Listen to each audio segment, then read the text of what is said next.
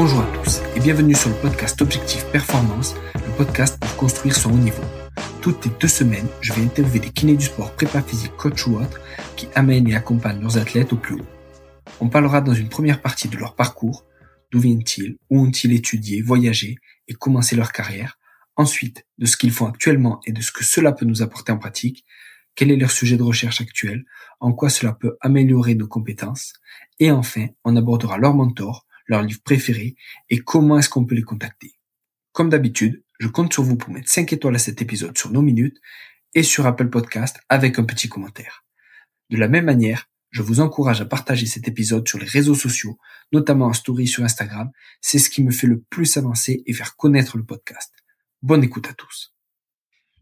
Salut Grégoire. Salut Julien. Merci à toi de m'accueillir ici. Avec plaisir. Ouais, plaisir partagé. Ça fait plaisir ça fait un peu de route, mais je suis content d'être là. C'est vrai, ça te plaît? Ouais, grave. C'est impressionnant tout ce qui est mis en œuvre et bon, de toute façon, on va en parler pendant le podcast, mais est-ce que tu peux commencer par te présenter et nous dire un peu d'où tu viens? Je m'appelle Grégoire. Je suis kiné depuis 12 ans. Et depuis 4 ans, je me suis spécialisé dans l'orthographie et dans la syntaxe grammaticale. De la grammaire française. Dans la vulgarisation de notre métier sur les réseaux sociaux. Et du coup, Greg, c'est quoi ta définition de la performance? Sexuelle? On la garde? Mais c'est ma définition. Ah ben vas-y, dis-nous là. La performance sexuelle, il n'y a pas d'autre performance que la performance sexuelle, et c'est le plaisir commun de 2 partenaires ou plus qui sont consentants. Le consentement important. La définition de la performance, je sais pas si je ferais mieux que cette blague naze, mais tu garderas cette blague naze. Pour moi, la définition de la performance, c'est d'être capable de dépasser ce qu'on pensait être capable de fournir dans des conditions C à un instant T. Top, super. À la base, donc, t'es kiné toujours? Ah oui, toujours. Et ton DE date de quand et où c'est que tu l'as eu? Alors, où c'est que je l'ai eu? T'es aussi fort que moi en syntaxe de phrase. À la DERF en 2010. Donc, Paris 12 en 2010. Ouais, ok. Ensuite, qu'est-ce que t'as fait? Ensuite, j'ai fait quelques remplats en France métropolitaine, à Paris, en Bretagne, où j'en ai bien profité pour bringuer. Et 6 mois plus tard, je suis parti en Guadeloupe, où je suis resté pendant 5 ans. J'ai fait 2 ans de remplacement dans toute la Guadeloupe et 3 ans d'assistanat. Sur ma dernière année, je me suis formé en thérapie manuelle en 2015. Et j'ai bossé encore 1 an de plus en Guadeloupe et après je suis rentré à Toulouse. D'accord. Et t'avais des attaches à Toulouse? Non, pas du tout. J'ai rencontré ma femme quand j'étais en Guadeloupe, qui est ingénieure aéronautique. Elle est née en Martinique, grandie en Martinique. Elle a fait ses études supérieures, notamment à Toulouse, à l'ENAC. Et après, elle est rentrée en Guadeloupe, non pas en Martinique, en Guadeloupe. Là, on s'est rencontrés. Et quand elle a voulu évoluer professionnellement, et moi aussi, j'avais envie d'évoluer professionnellement, du coup, elle a eu des propositions de poste à Toulouse et on est allé à Toulouse. Stylé. Ouais. Stylé. Et donc, ta formation en thérapie manuelle, c'était avec qui? Avec l'ITMP. Ouais. Et qu'est-ce que tu as fait après ça, après cette formation? Je me suis reposé sur mes lauriers.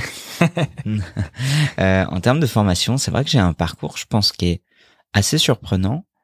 Je pense parce que si on regarde mon CV de formation, il est assez vide en fait. J'ai fait peu de choses parce que j'aime quand je me lance dans un truc, aller vraiment, vraiment loin. Et je pense qu'en thérapie manuelle, j'ai clairement compris qu'à la fin de ma formation, j'avais même pas retenu 10 ou 20% de ce qu'on avait essayé de me transmettre.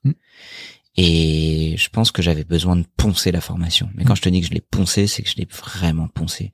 Je me suis laissé pendant 3 ans. J'ai pas fait d'autres formations. J'ai fait de la thérapie manuelle. J'en ai bouffé. Pour me faire une main, pour apprendre ce qui marchait, ce que je maîtrisais, me laisser le temps d'apprendre. Tu vois, en fait, j'ai eu un temps de bug parce que je me suis dit, j'ai eu exactement la même réflexion en sortant de l'école. Je vois certains kinés qui, quand ils sortent de l'école, veulent se précipiter sur toutes les lacunes qu'ils ont. Moi, je me suis dit, je sais que j'ai plein de lacunes, mais j'ai envie de tester ma boîte à outils. J'ai envie de me l'approprier et de voir là où j'ai des gros trous et là où j'en ai pas. Et Et tu vois, aujourd'hui, avec 12 ans de carrière, la thérapie manuelle, on en parlera sûrement après, parce que j'ai vu ce que tu avais prévu comme question. Spoiler. No spoiler. Aujourd'hui, si je devais définir ma spécialité à moi,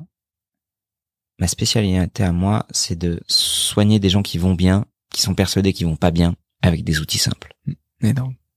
Et après ça, t'as été formateur aussi, parce que t'as pensé le truc et après t'as embrayé sur... J'ai eu une chance énorme, et c'est une question qu'on me pose souvent.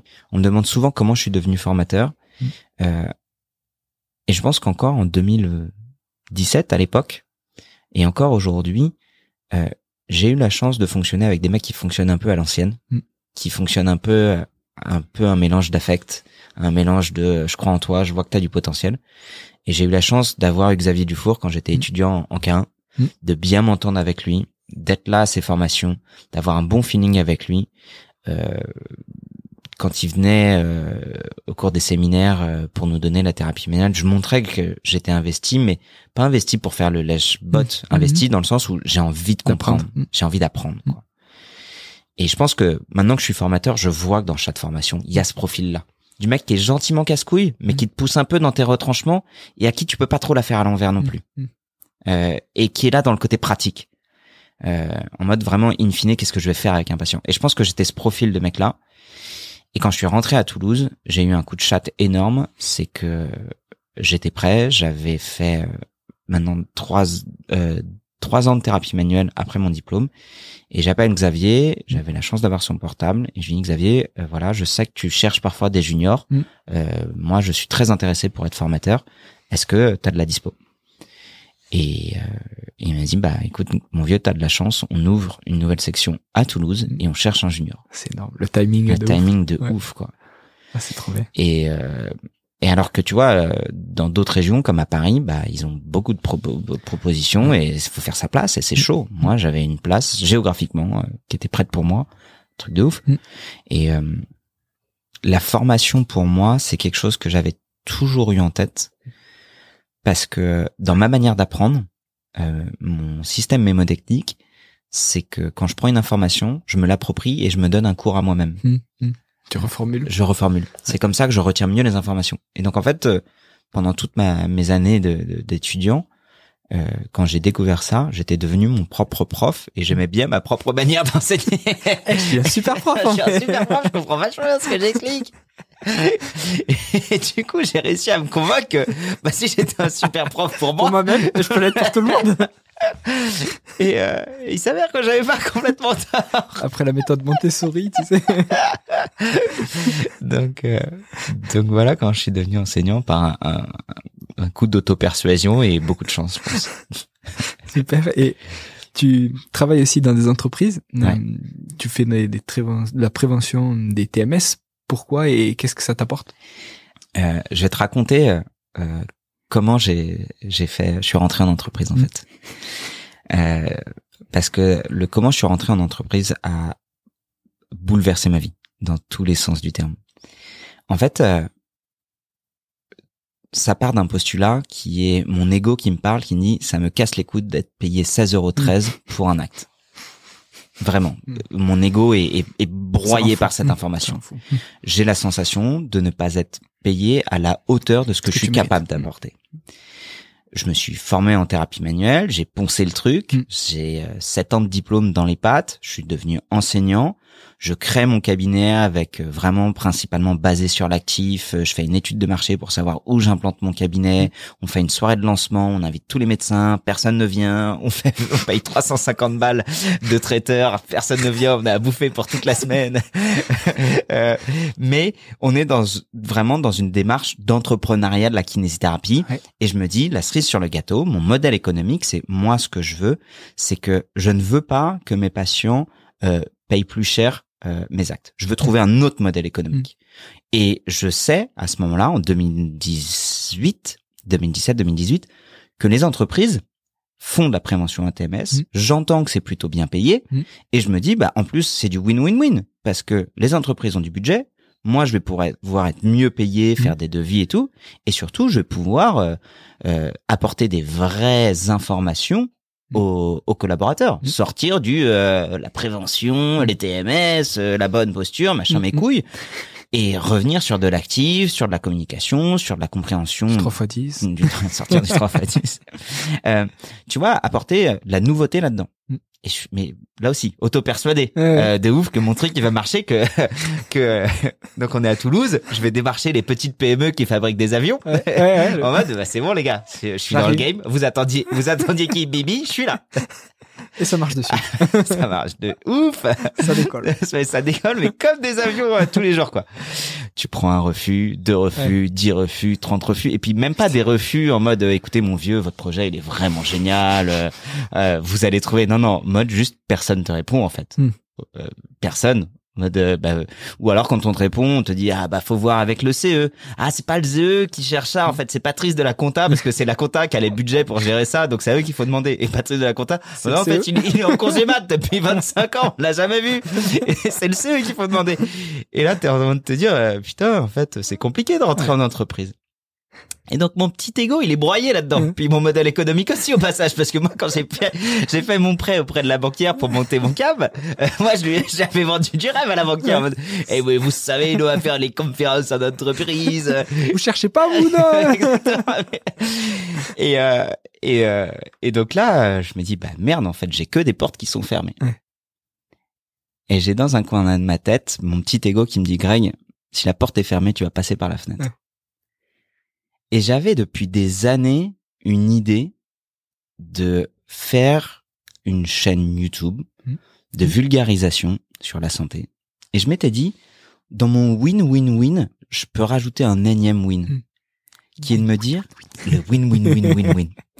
Qui est de me dire, si, en fait, j'arrive à créer une forme d'intérêt du grand public sur un personnel, un soignant qui deviendrait plus ou moins un peu populaire, c'est plus moi qui vais démarcher les entreprises. C'est les entreprises qu'il faut venir me chercher. Et ça, c'est ce que j'ai travaillé, c'est ce sur quoi je travaille depuis 4 ans. Et pour information, ce qui est assez marrant, c'est que maintenant, quand les entreprises me démarchent, je leur dis, vous voyez avec mon agent. Et alors, ce qu'il y a d'assez marrant, c'est que aujourd'hui, l'équilibre économique, je l'ai trouvé. Ça a largement dépassé mes attentes, de très loin. Mais j'ai ouvert cette porte-là. C'est-à-dire que, en passant par la fenêtre, j'ai fait le tour, j'ai ouvert le verrou, et je me dis, aujourd'hui, quand une entreprise, elle veut avoir du bien-être entre entreprises, soit elle peut s'acheter l'image de Major Mouvement, ce qui est un coût, soit elle peut se dire, non, en fait, nous, on s'en fout l'image de ce mec à bretelles, nous, ce qu'on veut, c'est une expertise, et elle peut aller voir n'importe quel kiné.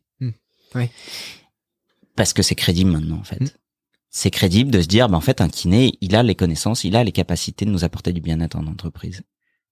Et du coup, j'ai cette satisfaction qui est de un énième win à ce win, qui est de se dire, en fait, dans cette démarche, il y a aujourd'hui d'autres personnes qui peuvent rentrer en entreprise pour juste faire valoir leur expertise. Et je trouve ça hyper intéressant de se dire, en fait, dans un modèle économique où le système de santé économiquement est à l'agonie, et qu'à l'inverse, il y a des entreprises qui ont des budgets, qui ont des demandes, et dans un principe entrepreneurial d'offres et de demandes, nous, on a un savoir-faire, les entreprises ont une demande de savoir-faire, les collaborateurs demandent ce genre de truc, juste go, en fait. Et moi, je suis maintenant 100% aligné avec mes valeurs quand j'ai un patient en face de moi à 16,13 € et je me dis, je suis capable de t'envoyer de la méga qualité parce qu'en fait, ce n'est pas toi qui va me faire valoir mon équilibre économique. J'ai plus besoin de bosser 80 heures par semaine et de me priver de mes samedis, de mes vacances, et qu'en fait, j'ai trouvé un équilibre économique en dehors du système de la santé. Et je rebondis sur un truc quand tu parles justement de ton ego et des entreprises qui maintenant te démarchent. Comment tu réagis quand des entreprises qui t'ont refoulé et qui t'ont même pas calculé, au final, quand maintenant elles viennent te chercher, est-ce que tu leur mets un raffut dans la gueule ou comment? Alors, en toute honnêteté, c'est pas arrivé. D'accord. J'ai des groupes similaires, mais la même entreprise qui m'a refusé, c'est pas arrivé. D'accord. Par contre, la situation inverse m'est arrivée. Des gens qui, dès le départ, m'ont fait confiance, qui aujourd'hui veulent renouveler ma confiance Et ça, c'est hyper agréable. Ouais. Mais je te parle de, tu vois, typiquement de Fortrainer, qui aujourd'hui m'équipe pour une bonne partie de mes vidéos. Laurent de Fortrainer, il est venu vers moi, mais je crois que j'avais 2000 abonnés sur Instagram. Il m'a dit, j'aime bien ce que tu fais. Est-ce que ce serait OK pour que je te prête un peu de matos ou qu'on discute? Même mieux, il était venu me voir à une de mes conférences à Pau. Il avait pris une de ses journées pour venir me rencontrer à Pau. On a discuté, on a échangé, le feeling est bien passé. Encore, tu vois, un mec qui fonctionne un peu à l'ancienne, quoi. Le courant passe bien. Et aujourd'hui, on a toujours, avec Fortrainer, une super bonne entente. Et moi, je suis content de me dire, et encore une fois, pareil avec Xavier de l'ITMP.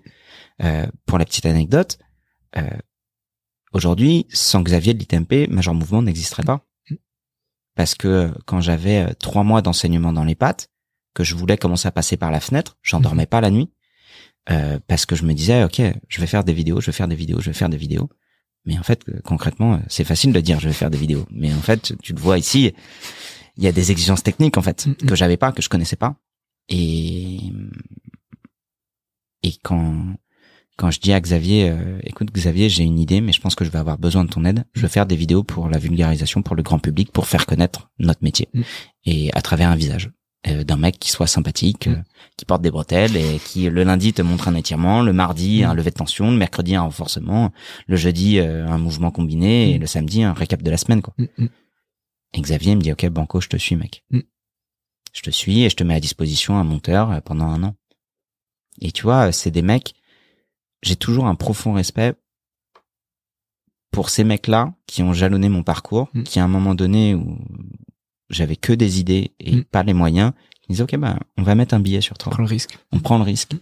Et alors quel type de patient tu vois actuellement en tant que kiné et comment tu bilans ça au final? Tu veux la vraie réponse? Ouais. La vraie réponse, c'est qu'aujourd'hui, j'ai un profil de patient qui a changé quand même à cause de Major Mouvement. Donc, je vais te dire un avant Major Mouvement et après Major Mouvement. Avant Major Mouvement, on a principalement des ingénieurs aéros qui ont entre 30 et 40 ans, qui ont des problèmes de sportifs du dimanche. Quand je dis sportif du dimanche, c'est avec beaucoup de bienveillance. C'est pas du tout péjoratif. C'est vraiment quelqu'un qui n'est pas professionnel, qui s'entraîne à côté de son boulot, parfois 3 à 4 fois par semaine, parfois 1 fois par semaine, donc avec des blessures ostéo-articulaires, donc maux de dos principalement à 50-60%, genoux et épaules chez les coureurs et crossfitters, et cervicalgie chronique pour ceux qui sont plus sédentaires. Ça, c'est principalement ma patientèle avant. Aujourd'hui, ça a un tout petit peu changé, même pas mal changé avec Major Mouvement. C'est même si je fais énormément de disclaimers sur tous mes réseaux, j'ai des gens qui viennent voir Major Mouvement. Avec maintenant, allez, je dirais, il y a un vrai tournant qui s'est fait depuis le confinement, parce qu'il y a eu une explosion de tous mes réseaux et ça a gagné vraiment en reach. Maintenant, ça fait 2 ans que ça a changé et je dirais que j'ai 3 grands profils. Un qui me surgonfle, un qui me met vraiment en difficulté et un que j'adore. Celui qui me surgonfle, c'est le fan. Et ça, c'est compliqué. Parce que c'est quelqu'un qui vient te voir, soit il est très direct et il te dit « Ah non, mais moi, j'ai aucun symptôme, je suis venu pour vous voir. » Tu dis « écoutez, moi, j'ai autre chose à faire. » Ouais, c'est pas cool pour ça, parce que moi, j'essaie de segmenter à fond les trucs et quand je consulte, je suis en mode kiné, je suis pas en mode Major Mouvement. Donc, en fait, en fonction de comment ils l'abordent, la plupart du temps, je leur dis gentiment, écoutez, c'est gentil d'être venu, mais moi j'ai un vrai job. Donc, on va vous faire la photo, je vais signer ce qu'il y a à signer, mais me refaites pas le coup. Ah, mais moi je voulais juste partager avec vous. Ouais, je comprends, mais là c'est mon endroit à moi. Ok, je comprends, je suis désolé. Ça, à la limite, ça se passe plutôt bien. Parce que t'as un rapport d'honnêteté. Le mec, il est franc dans sa démarche. Ceux avec lesquels j'ai le plus de mal, c'est les fans dissimulés. Qui s'inventent des symptômes. Et ça, t'es content d'avoir quelques années de bilan dans les pattes pour être capable de savoir quand il y a des symptômes qui sont logiques et des symptômes où il y a une couille dans le pâté. Purée. Et comment donc c'est grâce au bilan au final que tu le vois et comment tu le gères? Qu'est-ce que tu lui dis? La plupart du temps, je lui trouve un truc qui va moduler ses symptômes. Tu trouves forcément un ULNT, un peu de TM. et tu lui dis écoutez, tout va super bien, je pense que vous avez besoin d'un suivi. Malheureusement aujourd'hui dans mon emploi du temps, je n'ai plus la place de faire de la rééducation, donc merci d'être venu, merci, au revoir. Tu bottes en touche. Après, je sais pas si tu as déjà essayé l'exercice de t'inventer des symptômes. C'est pas facile. Pour que ça ait l'air cohérent. Ouais. Tu vois, c'est-à-dire que en fait, la seule chose, c'est que tu vas faire appel à des patients que tu as déjà en tête pour savoir, ok, lui, je l'ai bien en tête, il y avait telle symptomatologie. Mais pour quelqu'un qui est pas du métier, s'inventer des symptômes, c'est compliqué. Mais ce qu'il y a de plus chiant, c'est que cette lecture-là, elle peut porter préjudice aux 2 autres personnes que j'ai. J'ai des gens qui viennent voir Major Mouvement parce que je suis le dernier arrêt avant Lourdes. C'est vraiment c'est des gens qui viennent me voir, qui ont des tableaux cliniques que j'ai jamais vus, qui sont même pas dans mon champ de compétences, avec des drapeaux rouges dans tous les sens. Là tu leur dis mais faut aller aux urgences ou faut aller voir un médecin, mais je suis que kiné quoi. Enfin mais je suis venu vous voir parce que vous avez l'air de bien parler. Ça marche sur YouTube. Oui, ça marche sur YouTube. Oui, mais je parle bien de ce que je connais et encore avec énormément de biais, tu vois, mais ça, je sais pas faire. Et tu renvoies du coup. Oui. Putain, ça doit être dur à gérer ça. En même temps, avec toute l'humilité, quand t'as quelqu'un qui vient te voir, je te jure, celui où ça m'a le plus surpris, 29 ans, quand il fait une flexion cervicale, il a des irradiations dans les 2 membres supérieurs qui le réveillent la nuit. Merde. Pas ouf. Sans ordonnance. Ouais. Écoutez, monsieur, merci. Un bon trust cervical. Il se relève pas, celui-ci. Là, tu dis, je pense que monsieur, avec tout le plaisir d'être venu, c'est un médecin qu'il faut aller voir. Genre maintenant. Parce que je suis déjà allé voir un rebouteux, il m'a manipulé et ça va pas mieux. Ouais. Wow. Monsieur, allez voir un médecin. Je vous fais pas payer. C'est le meilleur conseil que je puisse vous donner. Allez voir un médecin. Merci, au revoir. C'est chaud. Et le dernier profil, qui est mon préféré, et c'est celui qui va me faire garder le pied dans la clinique malgré tous les 2 premiers profils, c'est celui qui en a rien à foutre de Major Mouvement, qui vient juste me voir parce qu'il a vu que j'étais dédié et passionné dans mon travail. Il est en échec thérapeutique parce que, pas de chance pour lui, il a vu que des gens qui étaient pas forcément intéressés par ce qu'ils faisaient. Et tu vois, j'ai des gens qui peuvent faire 6 heures de route pour me voir parce qu'en fait, dans leur parcours de soins, ils ont vu 6 kinés et 6 fois, ils ont eu massage électrochaud et pas de bilan. Et ils viennent te voir sur des motifs de consultation bénins, des névralgies cervico-brachiales qui passent avec une bonne mobilité cervicale, qui passent juste avec un peu de neurodynamique, qui passent juste avec un peu de renfort. Tout à l'heure, je t'ai dit, ma spécialité à moi, c'est de traiter des gens qui vont bien, qui sont persuadés qu'ils vont mal avec des outils simples. C'est eux. Moi, mon vrai kiff. Des gens, typiquement, je te parle d'un névralgie cervico-brachiale, ça va être typiquement des sciatalgies classiques sur un tableau de hernie discale, à qui on a dit arrêtez le sport, c'est fini, machin, c'est l'opération et tout. Donc des trucs simples, et je te vois là en train de tourner la tête, tu dis putain, mais ça rend fou quoi. Et eux, ça représente 60% de ma patientèle. T'élimines les drapeaux rouges, t'as le bon discours qui va bien, tu mets en place des techniques simples et tu passes pour Dieu le Père parce que juste tu leur as montré, t'as été mais des trucs simples quoi. Et je te jure que c'est rageant en fait. Ce que j'éprouve là, c'est pas une fierté en fait. C'est je veux dire putain, j'ai de la peine pour eux de me dire comment est-ce que des gens avec des problématiques simples se trouvent à aller déposer leur confiance dans un connard à bretelles à l'autre bout de la France parce qu'il y a que eux. Et je me dis on peut critiquer tout ce qu'on veut de Major Mouvement, et je suis toujours prêt à entendre la critique, mais en vrai, je pense que aujourd'hui, Major Mouvement, il est un symptôme d'un système de soins qui est malade. Qui part en vrille. Et je suis largement ok sur le fait qu'on dise mais non, il est pas malade, c'est toi le problème. Non, en fait, le problème il est beaucoup plus profond que ça. En fait, s'il y a des gens qui sont prêts à faire 6 heures de route pour venir me voir moi pour des choses simples, c'est qu'il y a un problème. Et c'est qu'avant ils ont pas trouvé quelqu'un. Et est-ce que tu peux nous faire un rappel sur les red flags justement? Bien sûr, le moyen mémotechnique pour red flag c'est tinnitus, traumatique, infectieux, neurologique, tumoral, inflammatoire et vasculaire. Donc tous tes bilans, tu commences par ça pour justement exclure. Exactement. Okay. En fait, l'intérêt des tinnitus, il est double. Réorienter rapidement en cas de problématique, ça reste rare, mais dans une possibilité de première intention. Demain, chez les kinés, on va avoir des gens qui viennent nous voir cheville et lombalgie. Mais aussi, il est d'être rassurant en fait. En absence de drapeau rouge, tu peux t'autoriser en tant que professionnel d'avoir un discours rassurant et de dire à un patient qui a une sciatalgie, écoutez, je vous ai évalué, oui, en ce moment vous avez une sensibilité qui est importante, une douleur qui est importante, mais honnêtement l'évolution est favorable dans votre cas. Ça va le faire. Ça va le faire. Bah, c'est rassurant en fait. Et ça, on peut s'autoriser à le dire. Top. Et du coup, vu que tu as été formé en thérapie manuelle et que tu es aussi formateur, est-ce que tu utilises que ça? Est-ce que tu utilises en priorité ça ou par rapport au travail actif, comment tu équilibres l'un et l'autre au final? Bah, ça dépend vachement de mon bilan. Ça dépend vachement de mon profil de patient. Je t'avoue que ma pratique évolue pas mal dans le temps. Je pense que j'ai pris le virage de l'EBP un peu trop fort il y a 2 ans dans la gueule, où franchement pendant 6 mois à 1 an, j'ai vachement délaissé la thérapie manuelle pour vachement de communication, vachement au profit du profil biopsychosocial et tout. Je me suis rendu compte malheureusement que je tapais un peu à côté des attentes de mon patient et surtout que j'avais pas vraiment la capacité, l'expérience pour le faire.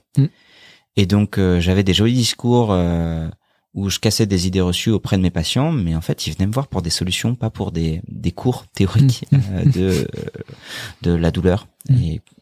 Et du coup j'en suis un peu revenu de ça. Mais je pense comme beaucoup de choses en fait, tu expérimentes un outil, tu te dis waouh putain cet outil c'est vraiment le feu, j'y vais à fond, je le mets partout, je le mets partout et puis après en fait tu te rends compte qu'il a des limites et que il fonctionne pas de ouf dans certains cas ou dans certains cas il marche vraiment bien et donc j'en suis un peu revenu et donc aujourd'hui j'ai trouvé un meilleur équilibre dans ma pratique qui est vraiment en fait je sais là où je suis bon, je sais là où je suis pas bon, je sais où mon expérience est judicieuse et là où vraiment je passe à l'as quoi. Et sans jugement, juste de me dire j'ai toute ma carrière pour progresser, je suis ok là-dessus, je sais là où je suis bon, je sais que j'ai une bonne main de thérapeute manuel, je sais que j'ai des exercices qui sont assez fun, je sais que j'ai une bonne capacité de diagnostic, mais je sais que je sais faire tout ça sur des pathologies simples. Tu vois, hier j'ai une patiente syndrome d'Ehlers dans l'os, 3 butées osseuses de l'épaule, qui vient pour une sorte d'irradiation au niveau du deltoïde. J'emmène pas large quoi. Et j'ai pas honte de lui dire, bah chez elle, je lui fais un bilan cervical comme j'ai l'habitude de le faire. Et coup de bol, elle répond bien. Tiens, d'ailleurs, par rapport à ça, il y a une grande règle que j'applique pour beaucoup de choses dans ma vie et que j'essaye d'appliquer qui fonctionne très très bien dans nos bilans. C'est ma règle des 70-20-10. Je t'en ai jamais parlé? Non. La règle des 70-20-10, c'est dans 70% des cas, je connais l'issue favorable de ce que je suis en train de mettre en place. Dans 20% des cas, je sais que ça va secouer un peu, mais normalement l'issue devrait être favorable, ou alors si ça marche pas, je sais clairement identifier pourquoi ça n'a pas fonctionné. Et dans 10% des cas, c'est vraiment le bordel. Ça marche pas, je sais pas pourquoi, ou alors il y a dès le départ beaucoup trop de drapeaux rouges, ou qui fait que ça va piller du cul. Et en fait, je segmente à la fois mes patients comme ça. Quand j'ai un patient, dès le bilan, je me dis ok, lui c'est un 70, lui c'est un 20, lui c'est un 10. Et dans tout ce que je fais dans la vie, en fait, je focalise quasiment toute mon énergie sur les 70. En fonction de mon énergie, de la personne que j'ai en face de moi et en fonction du feeling, je me dis, ok, là, je suis dans un 20, soit je vais être dans un processus d'apprentissage pour comprendre pourquoi ça a merdé, soit je me dis, ok, j'ai de l'énergie et mon patient en face sait dans quoi il s'embarque, ça va secouer un peu, mais on va avoir globalement une amélioration. Et dans 10% des cas, ok, ça va être dur, ça va secouer, le combat est déjà perdu. Mais j'y vais parce que j'ai quand même envie de mener un combat. Ou alors, j'ai pas le choix et je dois y aller, je vais y laisser des plumes. Et dans mes 70-20-10, typiquement, ça va être un patient qui vient avec une névralgie, qui répond tout de suite très bien à l'interrogatoire, qui a pas de drapeau rouge, qui a pas de drapeau jaune, qui a pas de signe psycho associé et qui répond très bien à un ULNT, un peu d'activation des trapèzes. Ok, super. En fait, je vous ai déjà vu sous différentes formes, mais j'ai vu 250 personnes comme vous dans les 6 derniers mois. Je sais que ça va évoluer favorablement en faisant ça, ça et ça. Il revient à la séance d'après. Ça répond toujours favorablement. Ok, c'était bien 70%. Il revient à la séance d'après, il a flambé. Ah, c'est peut-être un 20%. Parce que finalement, j'ai mis en place un truc, ça secoue un peu, mais ça devrait bien évoluer. 2, 3, 4, 5 séances se passent et en fait il t'avait pas dit qu'il avait eu un trauma de la route et qu'en fait il avait perdu son frère en même temps dans l'accident et qu'il a fait une dépression derrière. Et en fait s'il évolue pas, c'est qu'il y a des éléments de bilan qui faisaient que c'était un disque caché et que là ça te dépasse en fait. Et je trouve que on nous a éduqués en tant que kiné, on doit être efficace pour tout le monde. Mais en fait ce qu'on nous dit pas c'est qu'il y a des patients malheureusement on pourra pas être efficace. Tu peux pas les soigner. Tu peux pas les soigner. Je déteste, tu sais, cette labellisation MGN. C'est le patient MGN. Je la déteste. Fondamentalement, je trouve qu'elle est réductrice pour les patients et ça donne un air supérieur que j'aime pas. Moi, je me dis juste, ok, en fait, il y a des patients qui ont des profils qui sont 10%, qui sont trop compliqués. Si jamais tu as envie de te construire une carrière avec eux, vas-y. Humainement, ça va être richissime. Ça va être énorme. Tu vas y laisser des plumes. Ça va t'empêcher de dormir certains soirs. Moi, je sais qu'aujourd'hui, mes 70-20-10, non seulement c'est des étiquettes que je mets à mes patients, mais aussi ça représente une bonne proportion de mes patients dont je vais m'occuper. J'ai envie de continuer à traiter des patients à 10% parce que c'est richissime, humainement parlant. Et je comprends ce que tu dis quand tu dis qu'on peut pas soigner tout le monde et on l'aborde pas à l'école. Non. Tu sors, tu crois que t'es un super-héros, que tu vas sauver des vies alors que tu t'occupes d'un genou ou d'une cheville la plupart du temps. Et c'est pour ça que cette catégorisation, elle est bien dans le sens où tu sais que quoi qu'il arrive, il y aura 10%, t'as beau mettre l'énergie que tu veux, ça dépend plus de toi, quoi. Et pas forcément du patient ou pas consciemment du patient. Donc le fait de savoir que tu peux pas y arriver, soit tu y vas en te disant je vais y laisser des plumes et je vais tout donner quoi qu'il arrive et même si on n'y arrive pas, j'aurai tout donné. Soit tu dis oula, ça dépend pas que de moi. Soit je réoriente vers quelqu'un de plus compétent, soit, tu vois, on fait un deal comme ça, quoi. Ouais. Donc, et tu vois, je pense que cette catégorisation, elle est aussi intéressante parce que c'est 70% qui méritent d'aller bien, parce qu'ils vont bien. En fait, quand déjà, dès le départ, tu sais qu'ils vont bien se passer, t'as la bonne énergie pour eux, en fait. T'as la solution simple et ils vont bien répondre à des solutions simples. Et donc, à un moment donné, tu peux leur donner des solutions simples. Et je te jure que tous les patients que je vois qui sont en échec thérapeutique, ils ont même pas eu le droit à des solutions simples, quoi. Alors que c'est peut-être des 70. C'était des 70. C'était des 70, on les a fait passer pour des 10, quoi. Et est-ce que t'as pas peur, quand ça fait plusieurs séances, justement, de faussement étiqueter du 10% et justement de mettre ton niveau en investissement en te disant non, là, ça va me coûter trop. J'y vais au minimum, entre guillemets, ou à minima. Non, parce que je me laisse la possibilité de réévaluer. En fait, c'est une étiquette que je peux enlever, que je peux remettre. C'est une étiquette que je peux enlever, que je peux remettre. Donc un 10 peut passer le 20% et... Bien sûr. Et du coup, attends, ta question, c'était pour répondre à ta question sur la TM. Actif. Tu vois, typiquement, si j'ai un patient qui est déjà actif, qui est autonome dans ses traitements et qui vient me voir et qui me dit j'ai l'impression d'avoir le bassin qui est un peu déplacé. À une époque, je leur ai expliqué par A plus B qu'il n'a pas le bassin déplacé. Maintenant, je t'avoue, je me fais plus chier, quoi. Je lui fais péter sa sacro-iliaque, il va mieux, ça le soulage, il retourne faire son crossfit, il vient me voir une fois par an. Il va bien. Je sais qu'il y a un courant de pensée qui est tout à fait légitime de dire il y a certains patients qu'on peut chroniciser. Oui, il y a certains patients qu'on peut chroniciser avec un mauvais discours, avec une technique de thérapie manuelle qui est pas adaptée.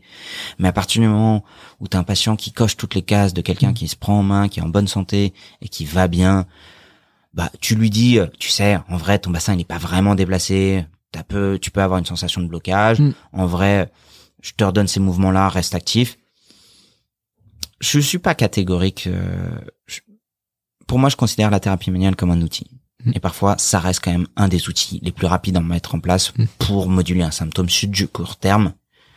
Tu sais, quand on voit les études sur l'ostéopathie, il y a eu une grosse vague là en disant l'ostéopathie ça sert à rien, l'ostéopathie ça sert à rien.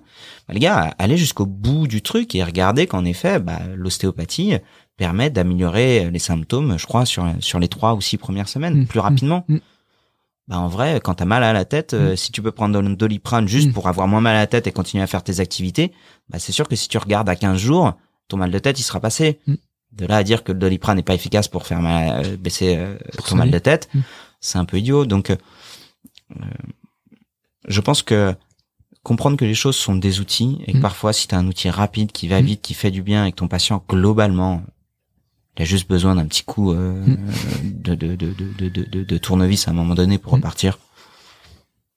Et l'activité, on va dire tout ce qui est actif, au final tu le mets quand? Si ton patient il est déjà actif, que t'as fait de l'ATM, ça répond pas aussi bien que ce que tu veux, c'est à ce moment-là que tu dis lui c'est un sujet, je le catégorise TM plus actif. En gros, globalement, ma réponse sera toujours sur ces 3 piliers: éducation, TM, actif.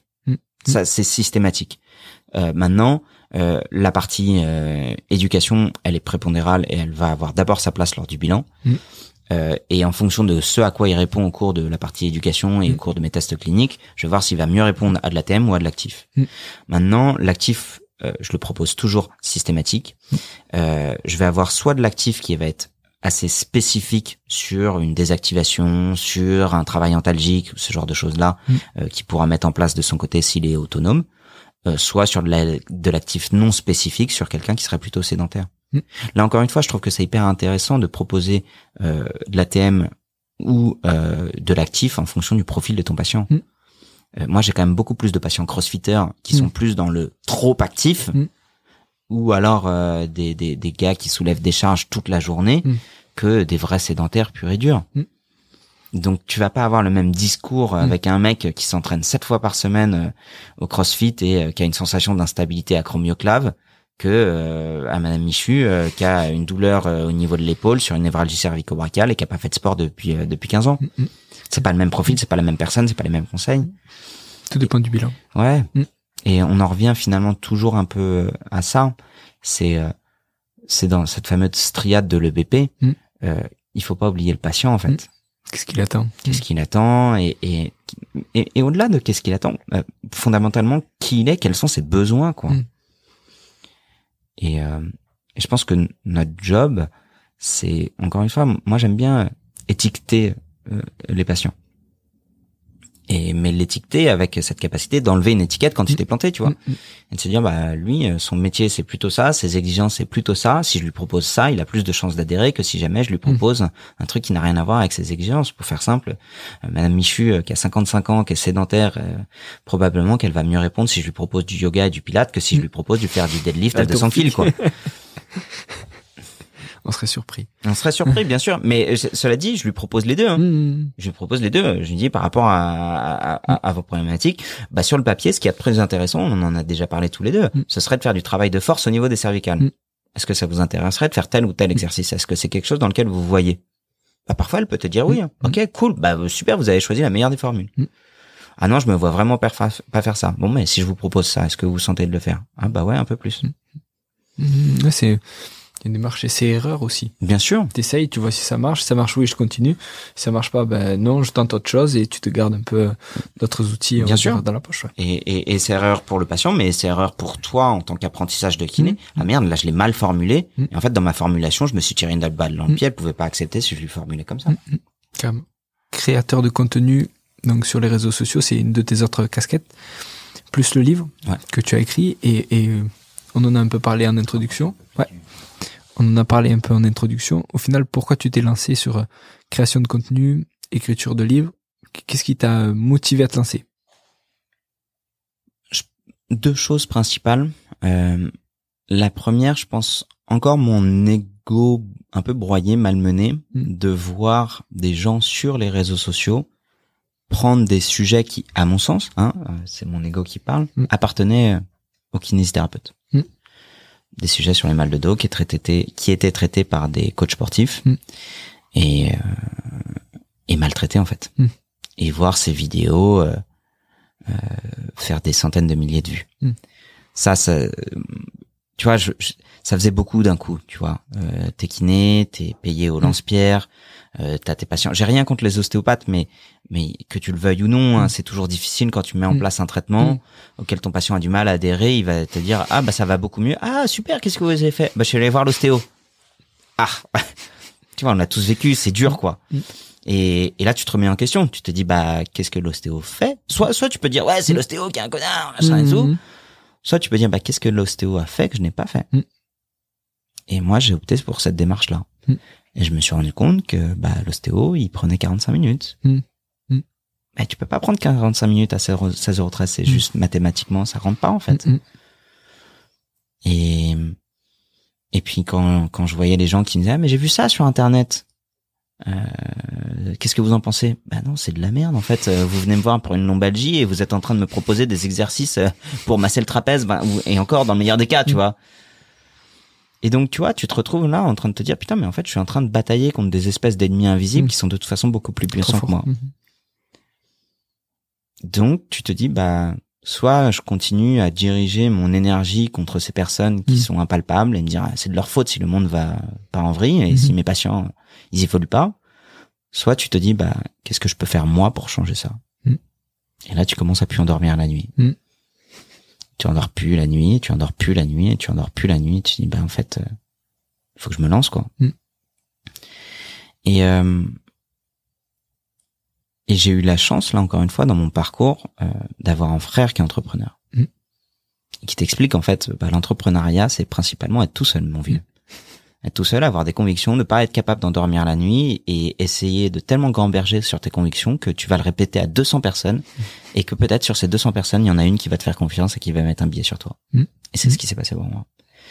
Donc, tu vois, ma première vocation, finalement, c'était de sentir que j'étais capable de créer un monde autour de moi qui était plus aligné avec ma vision des choses.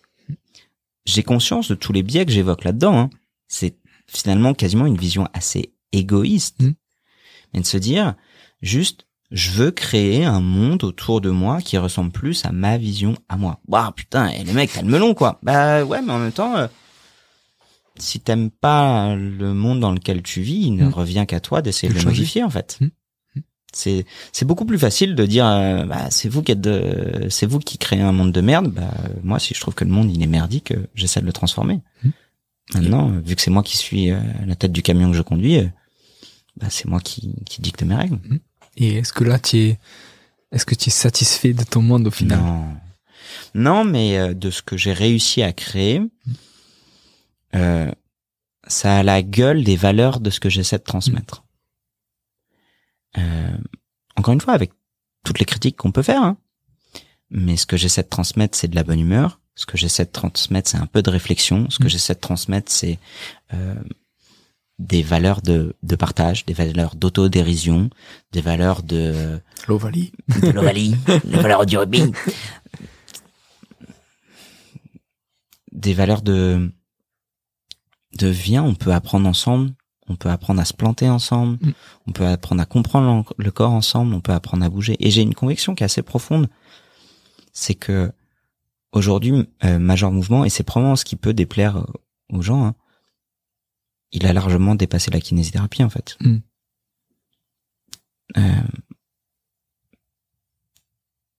Ça va plus loin que ça. Parce que la kinésithérapie, c'est passionnant, mais ça intéresse les kinésithérapeutes.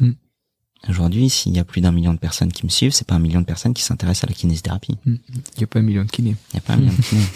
Il y a peut-être 1 million de patients, mais ce qui les intéresse, c'est plus large que ça, en fait. C'est, ok, en fait, ce mec-là, avec son expertise de kiné, qu'est-ce qu'il il peut m'apporter? Et en fait, moi, souvent, ce que j'aime dire, c'est que j'apporte des réponses aux questions que les gens se posent, en fait.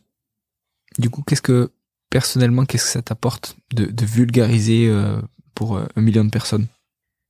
La vulgarisation, tout à l'heure, j'ai dit que ça dépassait quasiment la kinésithérapie, dans le sens où aujourd'hui, mon vrai combat, c'est celui de la sédentarité. Qui est con, hein, on a chacun son combat. Hein. Moi, le mien, c'est celui-là. Hein. Et tu vois, j'ai entendu cette phrase. Je pense que vraiment, je vais m'en faire un leitmotiv. C'est la sédentarité, c'est la nouvelle clope. C'est pire, ouais, je pense. C'est pire. Ouais, c'est pire. Et donc en fait, aujourd'hui, moi, ce que j'aime me dire, c'est ok, j'ai cette audience-là. Qu'est-ce que j'en fais?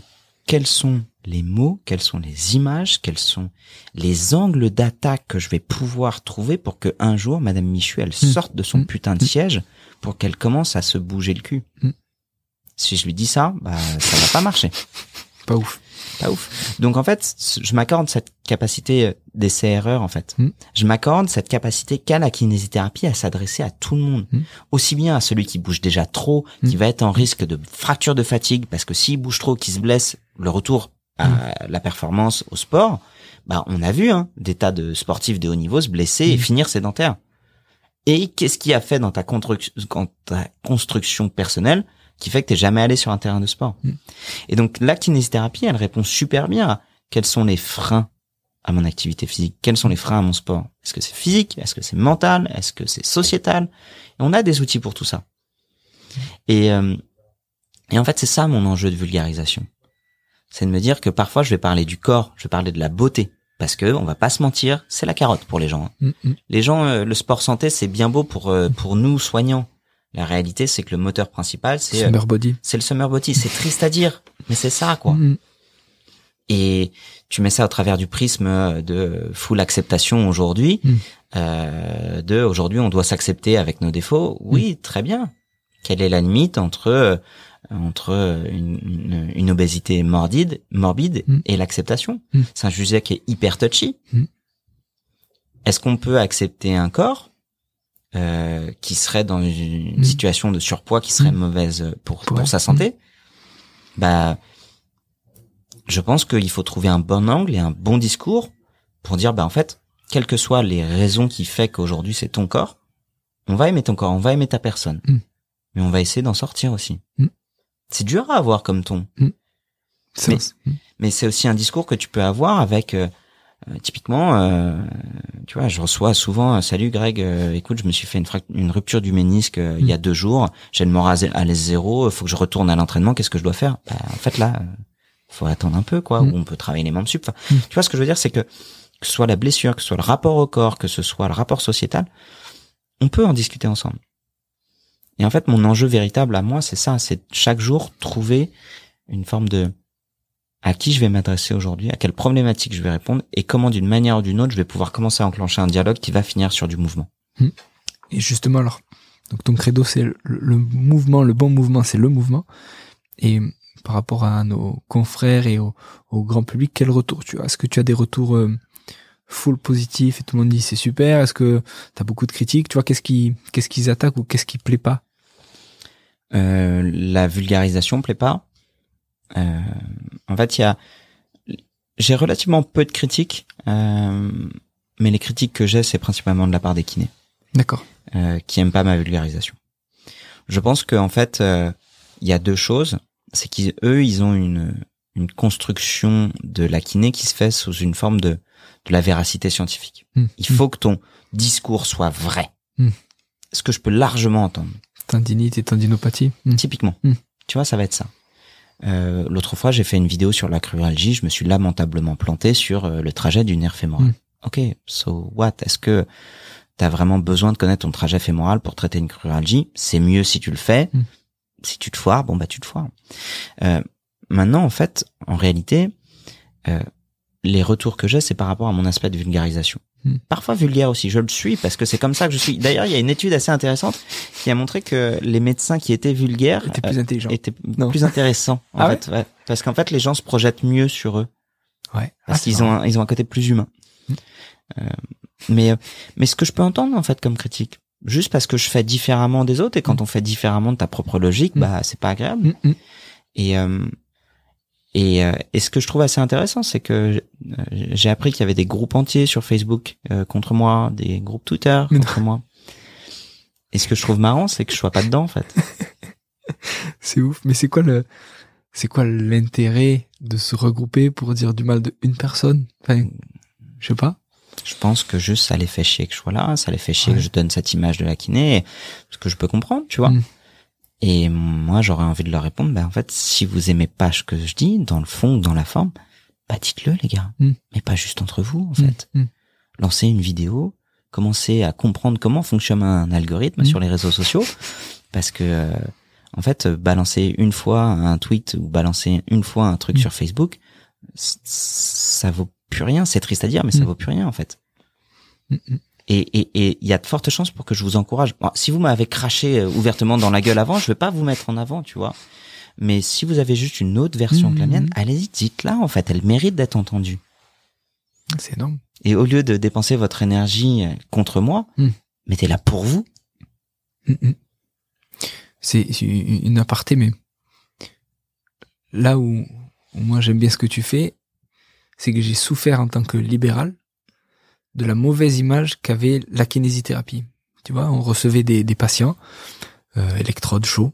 Ah bon, putain, il faut faire des exercices et tout. Ben oui, ça fait 4 ans que vous voyez un autre kiné pour une lombalgie, ça fait 4 ans que vous avez mal. Soit vous voulez rester comme ça, soit vous voulez vous en sortir. Ah non, moi c'est long, 4 ans et tout. Et ben, on fait un bilan, on en a parlé. Et puis après, on va essayer des trucs pour que ça marche. On va essayer de changer des choses et faire en sorte que ça marche. Et donc, l'image des gens après, quand tu dis t'es kiné, c'est ah ouais, les kinés, vous roulez en Porsche, machin, et vous mettez une lampe à UV. Mais non, c'est pas ça. C'est pas ça. C'est tu bosses, tu te lèves le cul, tu essaies de trouver des solutions. Tu vas en parler de trouver des solutions pour chaque patient. Et ça, moi, ça me rendait fou. Mais moi aussi. Et ça m'empêchait de dormir, en fait. Et tu vois, moi, je me suis dit, je suis parti du même postulat que toi, qui est de se dire, en fait, aujourd'hui, le but de Major Mouvement, c'est clairement pas d'amener une forme de véracité scientifique. Je ne sais pas le faire. Déjà, d'un, je ne sais pas le faire. Et de deux, ça n'est pas ce qui intéresse les gens. J'ai fait quelques vidéos avec revue de littérature, mais avec extraits d'études scientifiques. C'est les vidéos qui font les moins de vues, en fait. En fait, ce que je sais faire, c'est raconter une histoire drôle sur un fond de kinésithérapie. Et en fait, ça, ce que ça sert, c'est juste, in fine, qu'est-ce que les gens vont garder de Major Mouvement, in fine. C'est un kiné qui me fait marrer et qui me propose des exercices. Et en fait, si c'est juste ça que les gens gardent de la kiné, un kiné, c'est un mec ou une nana qui est un peu sympa, dynamique, qui est capable de dédramatiser quand il faut dédramatiser, qui est capable de réorienter quand il faut réorienter, mais qui, in fine, va te faire bouger. Major Mouvement, quoi. C'est écrit dans le nom, hein. J'ai rien inventé. Si, je l'ai inventé, mais tu vois, j'ai pas d'autre promesse que ça. Et ça, je l'anime tous les jours. Et in fine, quand demain t'as un patient et que tu lui fais un bilan et qu'il s'attend à avoir un bilan et que tu lui proposes des exercices et qu'il s'attend à avoir des exercices, bah, il y a une possibilité qu'à un moment donné, il soit tombé sur une de mes vidéos et que son attente ait changé parce qu'il est tombé sur une de mes vidéos. Tout à l'heure, je te disais, quand je reçois des critiques, au lieu de parler entre vous, est-ce que tu sais quelles sont les audiences de Major Mouvement? Non. D'après toi?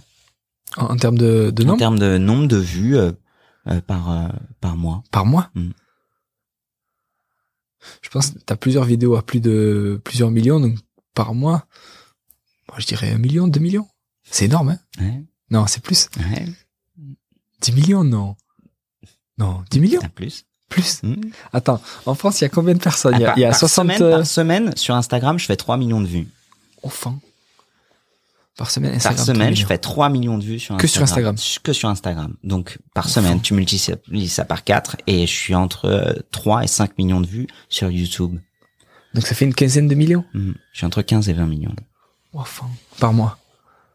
Oh, c'est ouf. Et après, est-ce que tu sais combien de personnes seules voient? Les utilisateurs uniques, ça, j'ai pas vraiment la possibilité de le voir. Énorme. Moi, je sais juste là-dedans le nombre de fois où mon contenu est vu. Et touché, touché une cible. Donc en fait, tu te dis 15 millions. Ce connard à bretelles,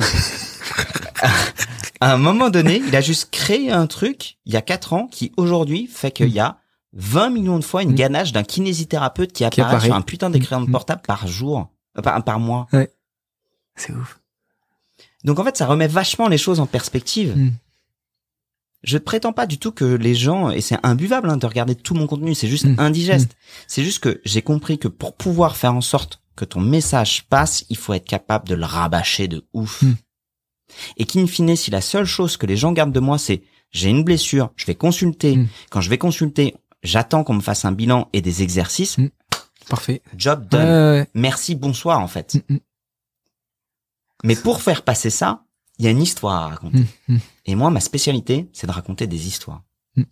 Je suis pas le meilleur kiné de la Terre. Loin de là. Je suis juste bon pour raconter des choses simples à des gens qui pensent qu'ils ont des trucs compliqués. C'est ouf. C'est fou, hein? Ah ouais. Et je trouve que quand tu recontextualises, tout à l'heure, on a parlé du livre. Le livre, tu sais à combien d'exemplaires il s'est vendu? J'allais dire 1 million, c'est beaucoup 1 million. C'est énorme. Tu sais à partir de combien on100 considère 000, non? 100 000, c'est best-seller? C'est 10 000 un best-seller. Oh, c'est 10 000 best-seller. Un best-seller, c'est 10 000 exemplaires. Donc c'est-à-dire que quand les gens voient un titre où on dit c'est un Ouais, c'est un best-seller, best-seller, un livre qui se 10 000. vend bien, Ouais. qui se vend très bien, c'est 10 000 exemplaires. Un livre qui se vend bien, c'est 6 000 exemplaires. Donc déjà le rapport au livre, Enfin, c'est dingue par rapport aux réseaux sociaux, c'est ça rien. n'a plus rien à voir. Putain, c'est ouf. Donc mon livre il s'est vendu à 180 000 exemplaires. Donc 18 fois le best-seller. Et ce qu'il y a d'assez marrant là-dedans, c'est que ça va générer de la jalousie. C'est que les gens vont se dire ah bah tu t'es bien gavé machin et tout et ça y est c'est le business. Bah écoute si tu veux en fait en réalité ce qu'il y a dans ce livre c'est 10 clés pour un corps en bonne santé où j'explique la quantification du stress mécanique, ce que j'explique ce que c'est la douleur, ce que j'explique ce que tu peux attendre d'un kiné, ce que t'expliques l'intérêt des étirements qui est finalement pas si fou que ça. En gros toutes ces idées reçues que tu prémâches à tes patients en permanence c'est juste bah t'en mets une première couche et demain quand t'es kiné et que t'as un patient qui a déjà vu une de mes vidéos, bah libre à toi en tant que kiné de dire bah là en fait il s'est planté. Bah, il a été un peu con, il en a dit un peu trop. En même temps il est con. Bah oui il est con. Bah oui il est con. Et ben tu peux corriger. Ou alors au contraire. Bah regardez il a dit ça. Et ben c'est exactement ce que je vais vous faire faire.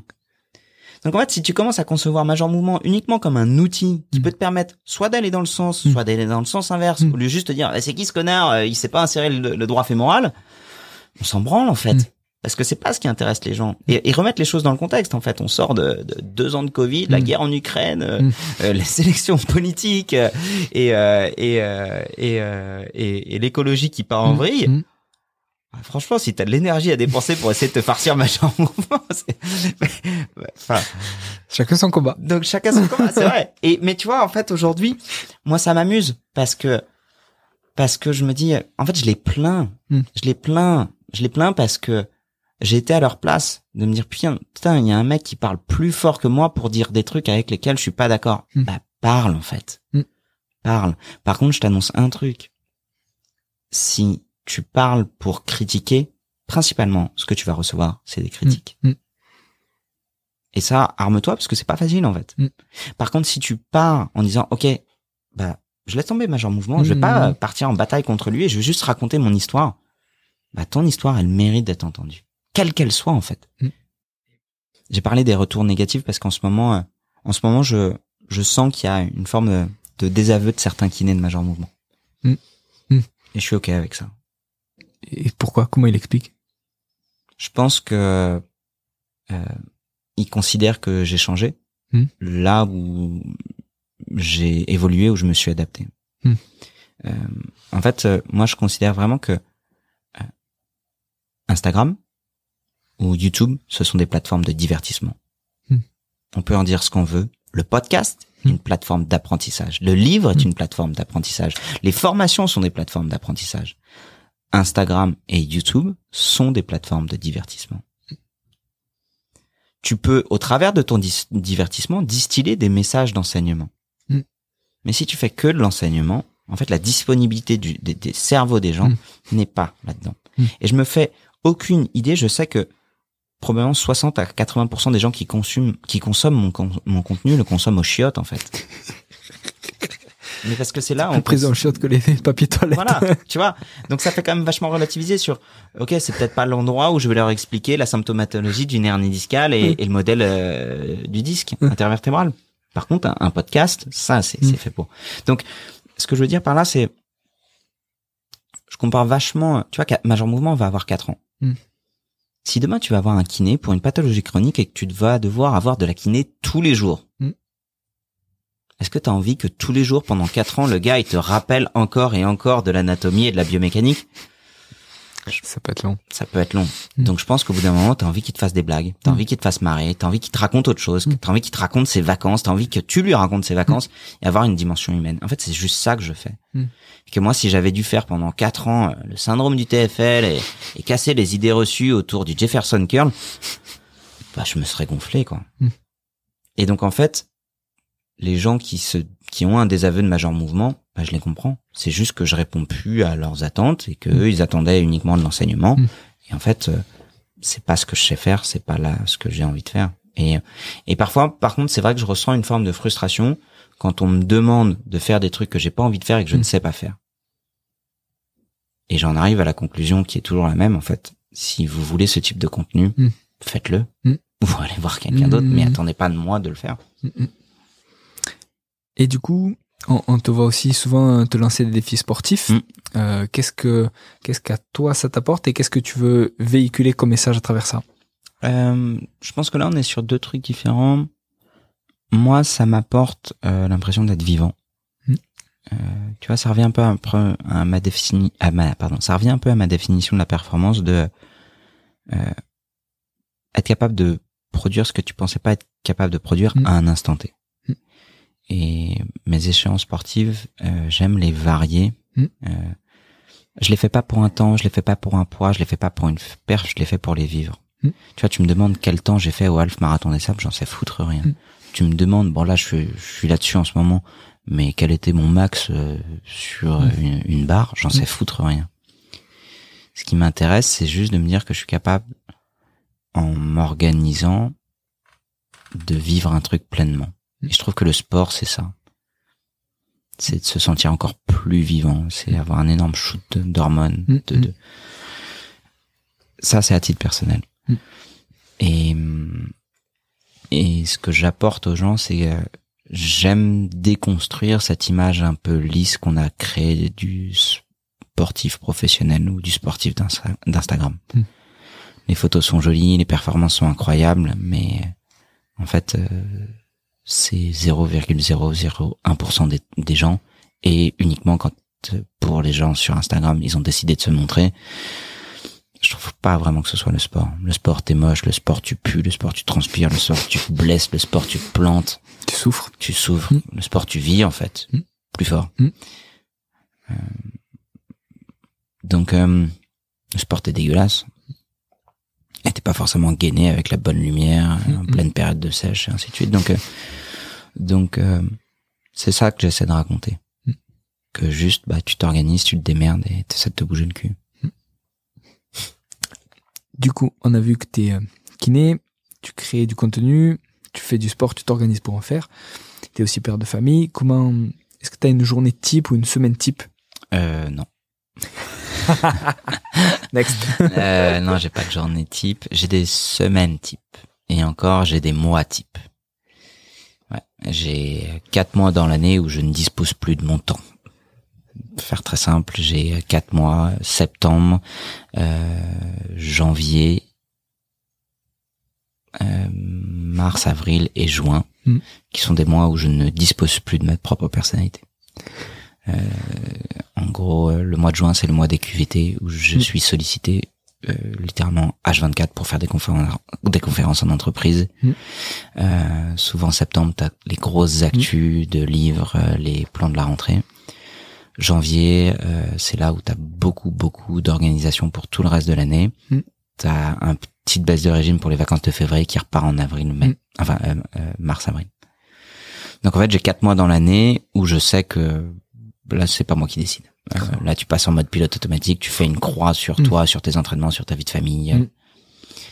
Mais je vois ça un peu comme un pilote de l'air ou comme un policier qui partirait en mission, en fait. Et t'as pas le choix, je les vis à fond, mais ça impute tout le reste. Donc, en dehors de ces 4 mois-là, j'ai 4 mois où j'essaie de construire. Et donc là, sur ces 4 mois-là, j'ai des semaines type. Le lundi, mardi, je suis au cabinet de 10h à 21h. Et le lundi midi, je m'entraîne au jiu-jitsu brésilien.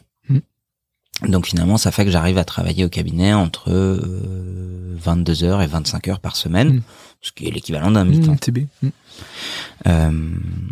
Et le mercredi, jeudi, vendredi, je bosse sur ma création de contenu.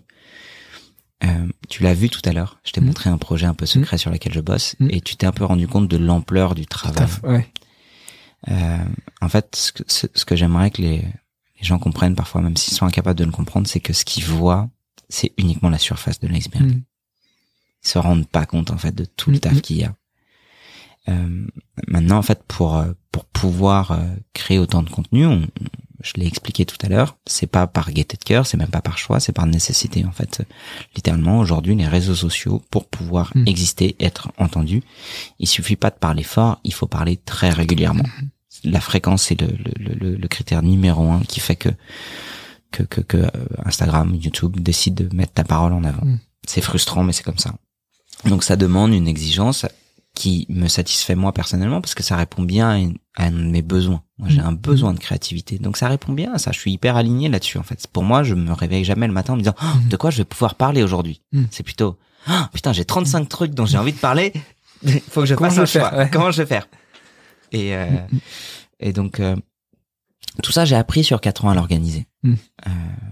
Au départ, ça partait dans tous les sens. J'ai appris à être plus efficace, j'ai appris à m'organiser, j'ai appris à trouver un équilibre financier dans tout ça. J'ai appris plein de choses. Donc aujourd'hui, si je devais avoir une semaine type, c'est que le mercredi, jeudi, vendredi, je vais essayer de caler sur ces 3 jours, en fonction de mes objectifs du moment, soit 1 ou 2 séances de running, soit 1 ou 2 séances de renfo à la maison. Et le samedi et le dimanche, ça va être le sport plutôt en famille. Soit je vais aller au CrossFit avec ma femme, soit je vais aller au Jiu-Jitsu, je vais prendre un enfant avec moi, soit on va la plupart du temps faire des balades à vélo. Donc tous les matins je dépose mes enfants à l'école. Et chose incroyable, depuis 1 an j'ai récupéré mes week-ends. Ça c'est aussi rigolo, tu vois. En ce moment j'ai un peu la dent dure contre les critiques parce que j'ai passé 4 années qui étaient géniales, hein. Mais dans ces 4 années, j'ai passé 3 ans extrêmement durs en termes de volume horaire et extrêmement durs en termes de travail, mais de travail choisi. C'est moi qui l'ai choisi. Donc t'es ton propre bourreau et t'es aussi ta propre victime. Mais t'as des choix à faire. Il y a une phrase, je crois que j'ai peur d'une connerie, c'est Churchill qui disait ça.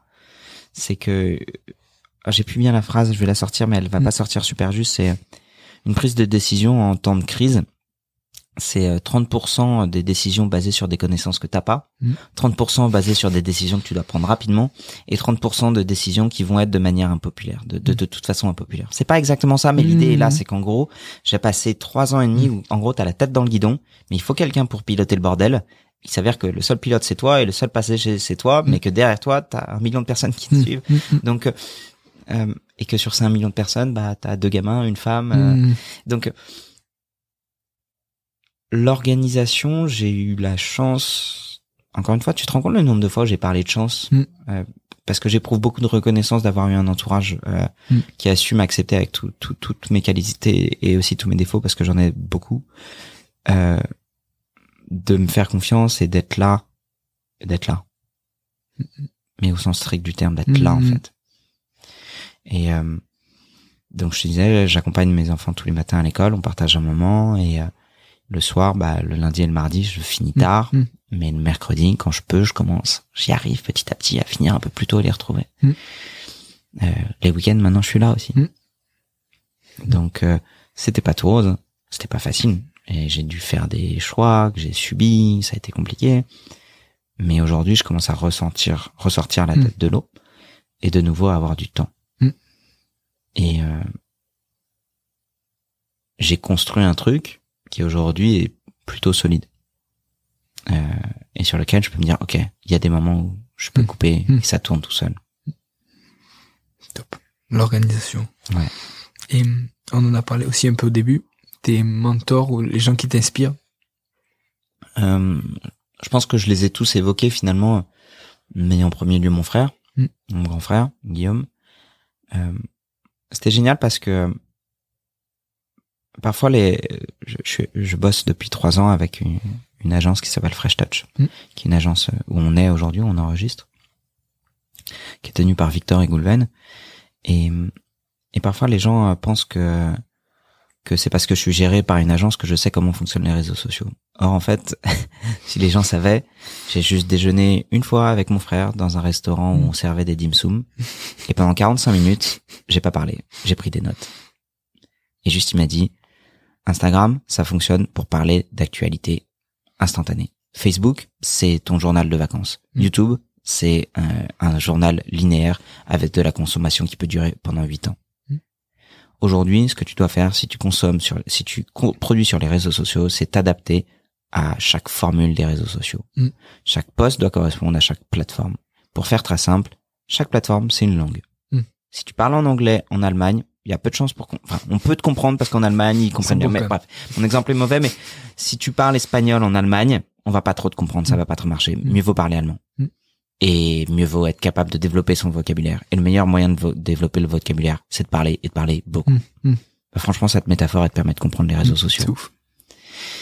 Et donc, en fait, si vous voulez vous développer, juste parlez, développez-vous, plantez-vous, réapprenez, voyez ce qui fonctionne. Demandez aux gens, est-ce que tu m'as compris quand je fais ça? Non, tu m'as pas compris? Ok, je dois rebosser ma phrase. Ça a pris 45 minutes et Guillaume, il m'a appris en 45 minutes comment comprendre les réseaux sociaux, comment créer sur les réseaux sociaux. Et après, je l'ai appris tout seul sur YouTube. Donc Guillaume, ça a été mon premier mentor. Mon deuxième mentor, ça a été Xavier Dufour, où il m'a permis de casser ce plafond de verre de t'es kiné, tu dois être payé à 16,13 € et tu peux pas avoir des velléités entrepreneuriales. C'est juste... il m'a permis de casser ça. T'adhères ou t'adhères pas au discours, ça m'appartient même pas en fait. Ça m'appartient pas, tu fais ce que tu veux, mais je me suis rendu compte qu'on m'avait mis des barrières limitantes dans lesquelles je n'étais pas épanoui. Et j'ai une velléité entrepreneuriale et je suis 100% OK avec ça. Souvent, on associe l'aspect entrepreneurial à quelqu'un qui veut se faire de l'argent. En fait, tu comprends vite que l'argent, c'est un moyen et c'est pas une fin. Pour faire très simple, là, t'es dans les studios. Aujourd'hui, Major Mouvement, j'emploie à temps plein 4 personnes. Donc, en fait, j'emploie à temps plein 4 personnes pour créer du montage vidéo uniquement sur YouTube. Tu te rends compte un peu de la charge de travail? Donc, pour ça, ça a un coût. Mais c'est le seul moyen d'avoir une vie correcte. C'est-à-dire que si pendant 4 ans, j'avais pas de week-end, c'est que c'est moi qui le faisais. C'est juste pas possible, en fait. Et aujourd'hui, moi, mes valeurs et mes convictions, c'est de faire en sorte que les gens bougent, mais c'est pas si je dois y laisser ma santé à la place.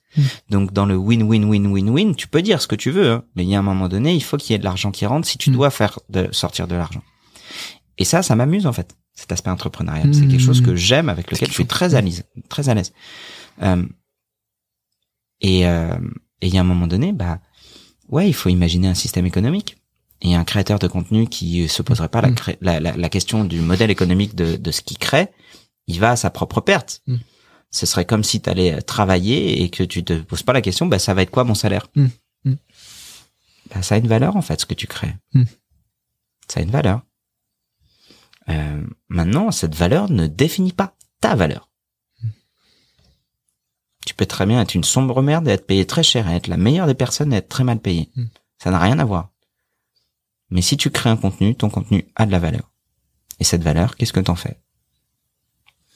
Et je pense que cette question, elle est essentielle. Et donc, après avoir exposé mon projet de Major Mouvement à Xavier Dufault, je me suis dit, je vais aller au Salon des entrepreneurs à Paris. Et il s'avérait que mon frère, à ce moment-là, donnait une conférence invitée par le Salon des entrepreneurs. Pour information, Guillaume a créé le slip français. Donc, il était un des fleurons, il a été un des premiers fleurons du Made in France. Et Guillaume, la critique qu'il prend le plus souvent, c'est quand même, vous faites des slips à 28 balles, c'est vachement cher. Et Guillaume, ça n'a rien à voir, mais je développe juste pour que les gens comprennent un peu ce que ça veut dire être un entrepreneur. Tu crées un produit made in France, tu fais vivre et tu recrées de l'emploi pour plus de maintenant 120 ouvriers qui fabriquent dans des conditions convenables et humaines. Et la première critique que tu prends, c'est dis donc, ton slip à 28 balles, il est trop cher. Tu dis ouais, mais moi mon slip il est fait en France avec des ouvriers dans des bonnes conditions. Si tu préfères payer 28 balles un slip parce qu'on t'a posé un logo qui fait travailler des gamins au fin fond d'un pays où on respecte pas les conditions humaines, c'est ton problème, c'est pas le mien. Pour te dire, j'y suis allé au Salon des entrepreneurs et Guillaume faisait une salle, la salle était pleine. J'étais fier. Tu vois ton frère qui s'adresse à tout un tas d'entrepreneurs. Et moi, je m'attendais au Salon des entrepreneurs à voir que des mecs qui sortaient d'HEC en costard et tout. En fait, j'aurais pu être au marché de la place du Puy, c'était pareil. J'ai monsieur et madame tout le monde, en fait, qui vient. De la personne qui veut développer sa société de ménage à celui qui veut créer le prochain prototype de drone.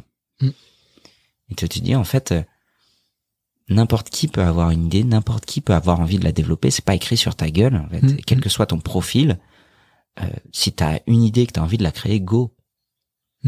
Et ça m'a plu, en fait. Je me suis dit, en fait, je me reconnais dans tous ces gens-là qui partent de rien, qui ont juste une idée. Et tu balances un peu ton idée, on te dit, c'est de la merde, ouais, c'est pas mal, ah, putain, c'est génial. Et puis finalement, tu te dis, ok, go, je me lance. En fait, mon idée, elle est légitime. Et maintenant, entre avoir une idée et être capable de la faire vivre tous les jours, c'est encore autre chose. Donc, Guillaume. Ensuite, Goulven. de l'agence de Fresh Touch, qui m'a, pour le coup, énormément appris sur ma valeur, non pas en tant que personne, mais sur la valeur de mon image et de ce que j'avais créé. En gros, continue de casser cette barrière de verre. Et entre-temps, Xavier, que j'ai évoqué, qui était aussi un de mes mentors. Donc ça, c'est mes 3 mentors. En kiné, j'en ai eu 2 autres. Elisabeth, qui a été ma maître de stage quand j'étais aux Invalides, qui m'a appris le côté humain. Et Marc, quand j'étais en Guadeloupe, qui m'a appris à faire confiance à ma main. C'était un excellent masseur. Et t'es encore en contact avec eux? Ouais. Ça, c'est cool. Mm. Et au niveau des livres préférés, que ce soit sur le sport ou autre, qu'est-ce que tu as? Mon livre préféré, c'est Le vieil homme et la mer de Ernest Hemingway. J'aime beaucoup. Parce que il raconte l'histoire d'un vieil homme qui va à la pêche et qui est la risée de son village et qui va chercher le plus gros poisson qu'il a jamais vu, qui est un requin, qui passe 3 jours à le pêcher. Mais spoiler alert, quand il rentre, malheureusement, son requin, il a été dévoré parce qu'il n'arrivait pas à le mettre sur son bateau et qu'il l'avait mis sur le côté de son bateau et que tous les poissons l'ont bouffé. Et quand il revient, j'ai plus la fin exactement en tête, mais je crois qu'il meurt sur le rivage. Et tout le monde s'est dit, mais il était où? Il était parti où, papy? Il était parti vaincre son plus gros poisson, tu vois. Et quand il revient, il y a plus rien. Et la seule chose qui reste, c'est le squelette. Et j'aime bien cette histoire de dire, mais en fait, en vrai, t'es tout seul à mener tes propres combats. Parfois, personne te regardera et tu ramèneras un truc qui est complètement vide. Mais toi, tu te seras senti vivant.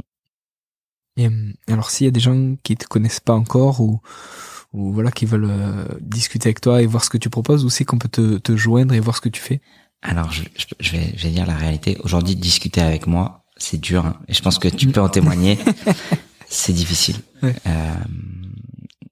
J'ai malheureusement, je crois que c'est l'un des trucs que je regrette le plus, c'est qu'aujourd'hui, je n'ai malheureusement plus beaucoup le temps de développer des nouvelles relations. J'espère pouvoir y arriver à nouveau d'ici 2 à 3 ans. Mais t'as vu le délai de réponse que j'ai quand tu m'écris un WhatsApp? Parfois, il peut se passer 7 semaines sans que je réponde, et si tu regardes mon téléphone, j'ai un nombre de messages non répondus hallucinant. Donc, si vous voulez me joindre, je pense que d'abord Ne joignez pas. Armez-vous de patience, mais il y a probablement le numéro de téléphone de 06 quasiment zéro chance que je puisse vous répondre. Il y a juste à croiser les doigts pour qu'à un moment donné on se croise.